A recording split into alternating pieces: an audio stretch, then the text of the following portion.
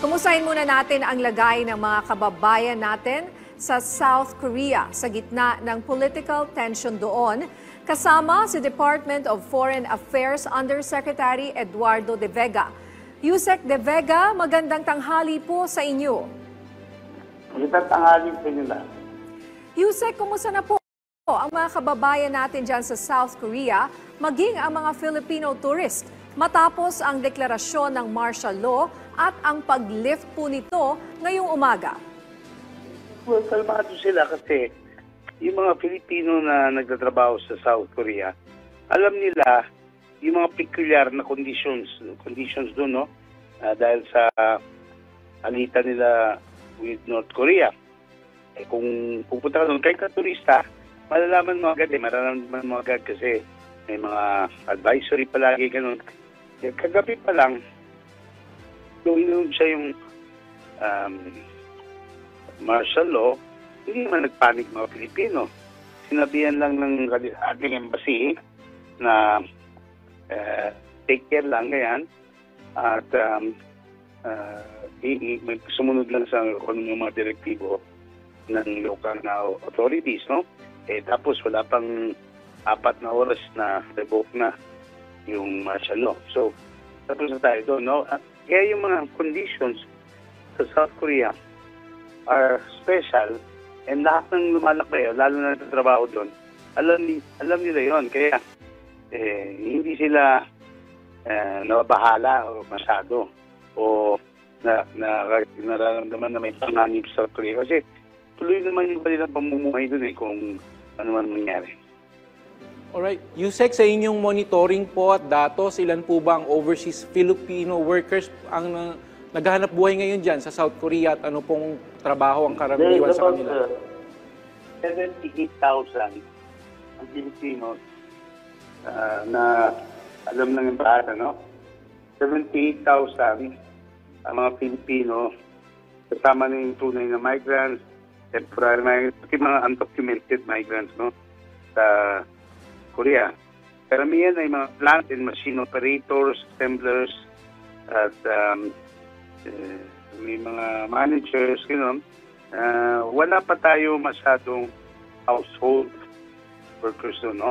So,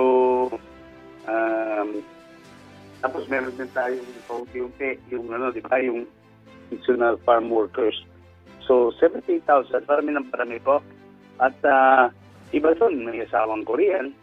So, they are part of Korean society na rin.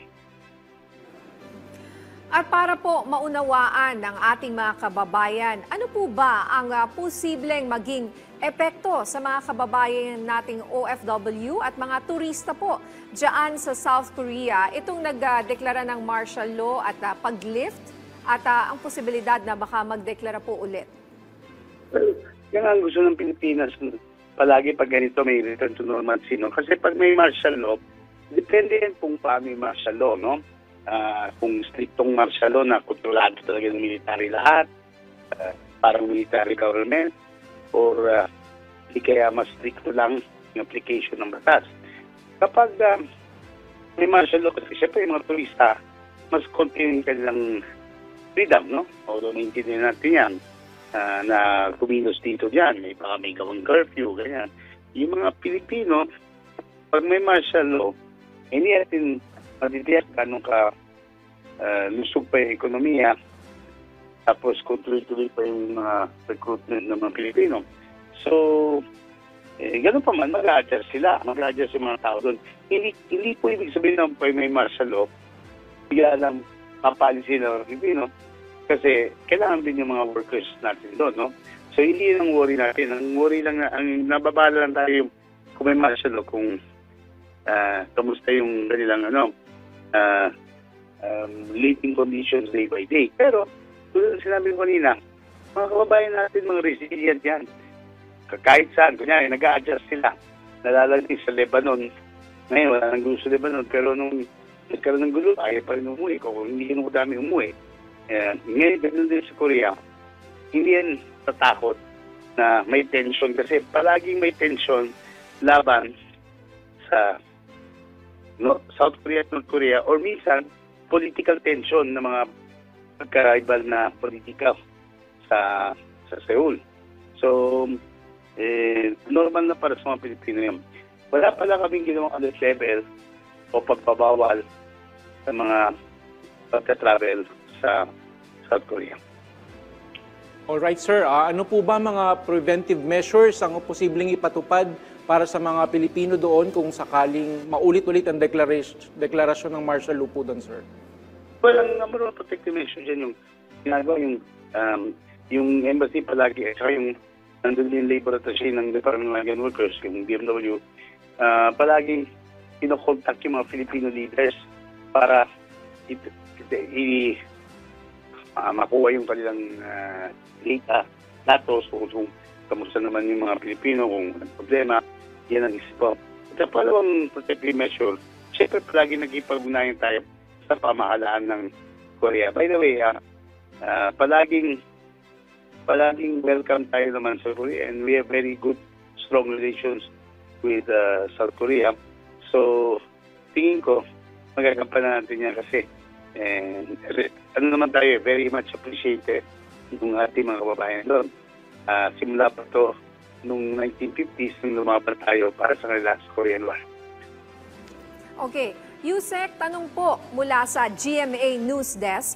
Ano po ang abiso ninyo mula sa DFA para po sa mga Pilipinong papunta o bibisita dyan po sa South Korea? Okay. Hindi namin kayo sinasabihan na huwag na kayong pumunta. Pero, kailangan yung maintindihan na sa South Korea, ganyan itong politics yan. Palaging may maaring mangyari at any moment. So, kailangan sanayan lang yan. Pangalawa, baka dahil sa tensions, kasi isang palaging inuputan ng mga turista, yung border sa North Korea, malapit lang yan sa Seoul. Wala pa yung isang oras. Ang tawag din yung DMZ, Demilitarized Zone. Baka minsan sinasara yun, minsan hindi pwede pumunta mga malapit ng mga turista o ganyan. So yun, isa pa plano nila. Pero walang dahilan na kanselahin yung trip. Hindi naman panganib. Pero hindi ninyo na walang may tension sa Korea dahil sa political situation. Sir, sa ibang usapin naman po, meron tanong dito mula kay Aileen Taliping ng Abante. May any update daw po sir sa 30 na Filipinas na convicted sa Cambodia for violating the surrogacy ban? Well, ako nga, niyaramdam namin yun. No? Pero ang maganda doon, hindi sila nakasuhan ng surrogacy crime, hindi sila nag-violate sila ng surrogacy. Kasi yun, maaaring 20 years ang kulong doon ng kulong. Pinasuhan sila kasi pinaglalabanan natin yung trafficking. Kaya nangyari, hanggang 4 years lang yung hatol, tapos binawasan pa ng 2 years. 2 years lang yung hatol na nila. So, ibigyan pa sila ng legal assistance, preses sila na ating tanggapan, ating bahada, at titingnan pa kung maaaring payagan pauwi na ginagawa pa. Iba, dalawa na sa kanila at least na anak na. Iba hindi pa.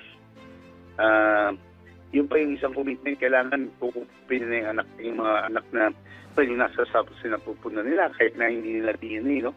So, inaayos din ng at hindi yung DFA yan, no? Kasama ang DOJ, DSWD, yan, no?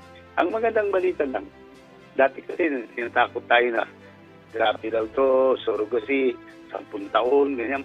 Hindi, pero buti 2 taon na. So, guys, kung pagsamantala ng kakataon para ipaalala sa ating mga kababayan. Ngayon, nakita nyo, meron tayong mga kababayan na kinasuhan na dyan.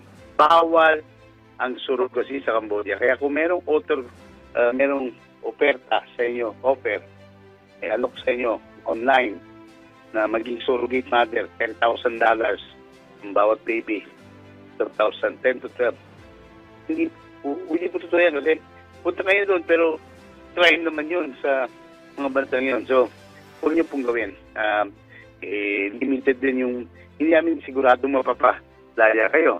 Kaya ngayon, may mga kababayan tayo, mga kakulong 2 years. Gusto nila yung privacy nila, syempre, ayaw nilang mapangalan nila. So, yun po, maaaring matulungan nyo kami na ipakalat sa kababayan natin, huwag pumunta sa Southeast Asia bilang surrogate mother. Maraming salamat po sa inyong oras, Department of Foreign Affairs Undersecretary Eduardo De Vega.